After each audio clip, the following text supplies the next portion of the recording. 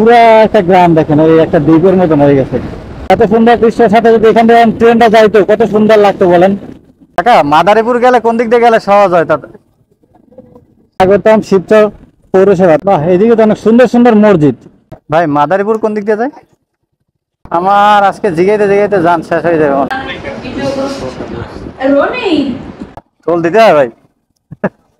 আসসালামু আলাইকুম, কি অবস্থা সবার? সবাই কেমন আছেন? আশা করি সবাই ভালো আছেন। সো আজকে আরো একটি নতুন ভিডিও নিয়ে চলে আসলাম। আর ভিডিওটা স্টার্ট হচ্ছে সামনে পদ্মা সেতু। ঠিক আছে, এই যে পদ্মা সেতুতে উঠতেছি আমি, টোল দিয়ে অলরেডি চলে আসছি। যাচ্ছি হইতেছে আজকে মাদারীপুরে, একটা বিয়ের অনুষ্ঠানের দাওয়াত আছে, তাই সেখানে যাচ্ছি। মানে তেমন বিয়ে না আর কি, জাস্ট এনগেজমেন্ট করবো আর কি, আংটি পরাবে হয়তো এরকমের কিছু একটা। তো সেখানে দাওয়াত আছে, তাই ওইখানে যাচ্ছি। আমি অলরেডি 11টার সময় রওনা দিছি, আর 1 ঘন্টায় রাস্তায় একটু কাজ ছিল, নাস্তা করছি আর কাজটু সারছি, সেটা এখানে আস্তে আস্তে 1 ঘন্টার মতো লেগে গেছে। তো গাইস, এই যে এখন মনোরম একটা পরিবেশ, কত সুন্দর দেখেন, নদীতে পানি খুব ভরা। আর এই দিক থেকে ব্রিজের ভিউটা খুব সুন্দর লাগতেছে কিন্তু দেখতে। বাট ক্যামেরায় কতটুকু দেখা যাচ্ছে জানি না, বাট অনেক সুন্দর লাগতেছে। এখান থেকে এইভাবে গিয়ে এইভাবে ব্রিজটা গেছে। ব্রিজের একটু মাঝখান দিয়ে যদি চালাই যাইতে পারতাম। পিছিয়ে কিছু আছে না? পিছিয়ে কিছু নাই। এই দেখেন এখনকার ভিউটা দেখেন কত সুন্দর, জাস্ট ওয়াও। দেখেন গাইস, এদিকের গ্রামটা কত সুন্দর, পুরো একটা গ্রাম দেখেন, ওই একটা দ্বীপের মতন হয়ে গেছে। তবে আমি যতদিন গেলাম আজ পর্যন্ত একদিনও ট্রেনটা যাইতে দেখলাম না, এটা একটা দুঃখ। এত সুন্দর দৃশ্যের সাথে যদি এখান থেকে ট্রেনটা যাইতো কত সুন্দর লাগতো বলেন দেখতে, যেমন আকাশের মধ্যে দিয়ে চলে যাইতেছে ট্রেনটা। গাইস, এপারে চলে আসলাম। এখন আমি 5চর পর্যন্ত যাবো, 5চর গিয়া দিয়ে ঢুকে যাবো মাদারীপুরে। আর 5চর দিয়ে আমি চিনি না, কখনো যাই নাই। তো তো ঠিক আছে গাইস, তাহলে 5চর পর্যন্ত যাই আগে, তারপরে আপনাদের সাথে কথা হচ্ছে আবার। সুন্দর ফুল গাছগুলো দেখেন কত সুন্দর ফুল হয়েছে। মাওয়ার ওই পারের থেকে এই পারটা অনেক সুন্দর, অনেক। এখন আরো বেশি সুন্দর লাগতেছে, দেখেন ফুল গাছগুলোর জন্য কত সুন্দর লাগতেছে। কাকা, মাদারীপুর গেলে কোন দিক দিয়ে গেলে সহজ হয়? তাতে পাঁচটা যে রাস্তাটা ঢুকছে ওটা এক রাস্তায়? রাস্তা দিয়ে শিবচর যাবে দিকে। ও আচ্ছা, ঠিক আছে। গেলে এক রাস্তা দেয়, আপনি এক রাস্তা দিতে হবে। আচ্ছা, এটা দিয়ে সোজা গেলে তো শিবচর যেতে পারবো। শিবচর বরাবর কলেজ মোড়। আচ্ছা, ঠিক আছে কাকা, ধন্যবাদ। রাস্তা মোটামুটি ভালোই চওড়া আছে আর ভালো আছে রাস্তা। বাট এইসব রোডে পেয়ারা কি জানেন? এই গাড়িগুলো এবং এই অটোগুলো, এইগুলো হচ্ছে এইসব রোডে পেয়ারা। এই যে শিবচর 8 কিলোমিটার, শিবচর গেলে তারপরে আমি মাদারীপুর পেয়ে যাবো। স্বাগতম শিবচর পৌরসভা, তার মানে আমি শিবচরের মধ্যে ঢুকে গেছি। ঠিক আছে গাইস, তাহলে আপনারা সাথেই থাকেন। আর কথা হচ্ছে তাহলে মাদারীপুরের ওইদিকে যাইয়া শিবচরটা পার হইয়া তারপরে কথা বলতেছি আবার। এখন আজান দিতেছে। বাহ, এদিকে তো অনেক সুন্দর সুন্দর মসজিদ। শিবচর দাদা ভাই উপশহর জামে মসজিদ, কত সুন্দর নাম। ব্রিজটার এদিক থেকে আমি অনেক আগে একবার গেছিলাম, আমার যখন পালসার গাড়িটা ছিল। এখন ব্রিজটা দেখে মনে পড়ছে, তাই ব্রিজটা বিকালবেলা প্রচুর পরিমাণে মানুষ ঘুরতে আসে। আর খুব সুন্দর লাগে ব্রিজটা ই করছে। দেখেন ছোট্ট একটা নদী, কিন্তু ছোট্ট, বাট ব্রিজটা কত সুন্দর করছে দেখেন, অনেক সুন্দর লাগতেছে না ব্রিজটা?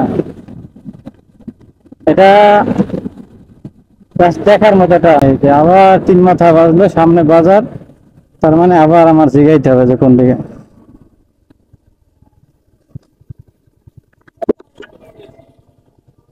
ভাই, মাদারীপুর কোন দিক দিয়ে যায়? আমার আজকে জিগাইতে জিগাইতে যান শেষ হয়ে যাবে মনে হয়। একই নদী গাইস, কিন্তু এটা আরেকটা ব্রিজ, কিন্তু মানে 2টা ব্রিজ একই নদীর উপরে, একটা ঘুরে আবার এদিকে এসে আরেকটা ব্রিজ হয়েছে আর কি ওদিক থেকে।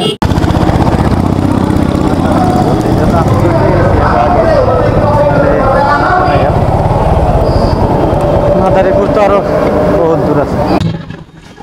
তো গাইস, ওখানে নামাজ পড়ার পরে এখন আইসা এই যে লেক পার, মানে মাদারীপুরে ঢুকতে লেক পার একটা জায়গা আছে, এইখানে আমরা একটু রেস্ট করতেছি। আমার সাথে আরেকজন আইসে, আর আরো বাকি লোকজন আছে, ওনারা আসলে পরে একসাথে ঢুকবো। ততক্ষণে এই লেক পারটা একটু ভিউ দেখতে থাকেন আপনারা।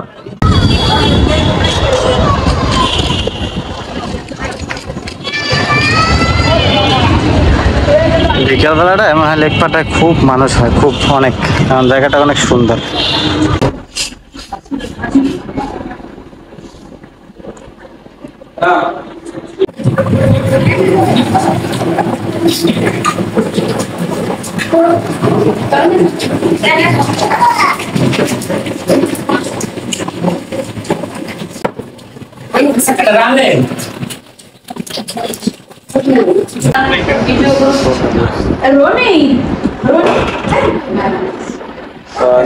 গাইস আপনারা তো দেখলেন কত ছোট্টখাটো একটা বিয়ার অ্যারেঞ্জমেন্ট করছে আর কি, মানে আংটি পরাইছে, এগুলা বিস্তারিত দেখলেন।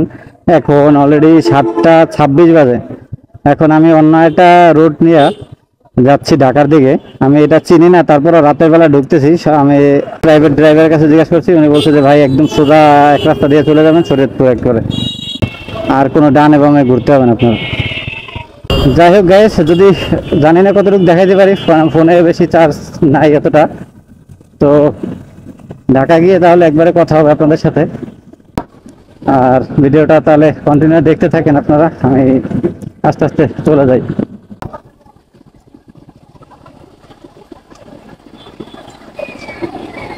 টোল দিতে হয় ভাই? ভাই আমি শরীয়তপুর শহরে যাবো, কোন দিক দিয়ে? শরীয়তপুর শহরে যাবো, সোজা রাস্তা। ফাইনালি গাইস অবশেষে চলে আসলাম পদ্মা সেতুতে।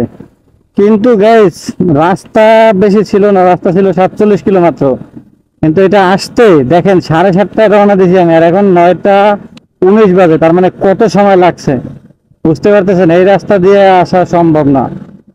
জায়গায় জায়গায় রাস্তা এত সুন্দর ছিল যা বলার মতো না, আর জায়গায় জায়গায় রাস্তা এত পরিমাণ খারাপ, ও ভাই জীবন শেষ। এর থেকে যদি আমি মস্তাপুর ঘুরেও আসতাম,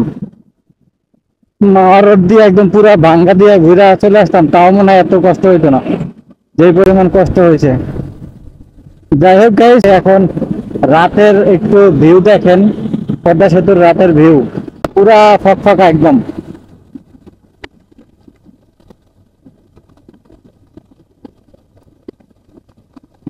ফাইনালি পার হয়ে গেলাম।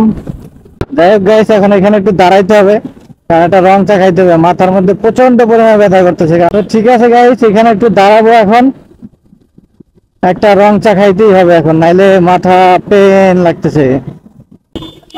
ঠিক আছে গাইস, তাহলে একটু দাঁড়াই, আবার আপনাদের সাথে একবারে ঢাকা গিয়ে কথা হচ্ছে, ঠিক আছে? আর এই রাস্তার ভিউ কি দেখাবো, কিছু দেখানোর নাই। ওকে, তাহলে সাথেই থাকেন। ফাইনালি চলে আসলাম ঢাকা শহরের মধ্যে। তো যেই পরিমাণ গাড়ি দেখছিলাম বা যেই পরিমাণ জ্যাম দেখছিলাম, ভাবছিলাম যে হয়তো অনেক জ্যাম হইতে পারে, কিন্তু না, আলহামদুলিল্লাহ নাজিরা বাজার দিয়ে চলে আসছি, কোনো জ্যাম হয় নাই, কিছু না। তাই ভালোই, এই যে দেখেন এদিকেও সব ফাঁকা। ওকে ঠিক আছে গাইস, তাহলে এই হলো আজকের মতো একটা ছোটখাটো বিয়ার অনুষ্ঠান। তো ভিডিওটা ভালো লাগলে অবশ্যই একটা লাইক করেন, আর সবাই ভালো থাকেন, সুস্থ থাকেন। দেখা হবে আবার নতুন কোনো ভিডিওতে। ঠিক আছে, তাহলে সবাই ভালো থাকেন, সুস্থ থাকেন, আল্লাহ হাফেজ।